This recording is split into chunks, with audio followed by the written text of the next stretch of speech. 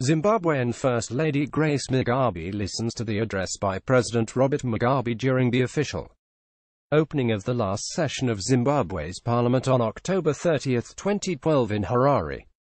The session was the last before next year's elections, which are expected to end an uneasy coalition government. Mugabe formed in 2009 with Prime Minister Morgan Tsvangirai. AFP photo Jeksai Nyikazana photo credit should read JKESAI Nyikazana. Getty Images. Part of the fallout that saw a military takeover in Zimbabwe that resulted in Robert Mugabe resigning was apparently over how best to honor him. Or rather, who would be in charge of seeing through the plans to honor him. Robert Mugabe's former spokesperson, George Karamba, told the Daily News that plans were afoot to build a $1 billion university in Mazo district north of Harare. The institution was to be named the Robert Gabriel Mugabe University.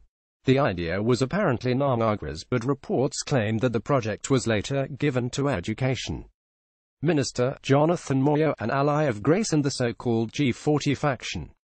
Karamba told the paper, "I got to know about this strange outcome through cabinet minutes when I read that Jonathan Moyo had made the presentation, making the then vice president a guest in a project he had started." Moyo has not been seen publicly since Mugabe was ousted, but he has been tweeting. He formed part of the G40, the ZANU-PF faction that supported Grace and opposed Mnangagwa's long-held plans to succeed Mugabe.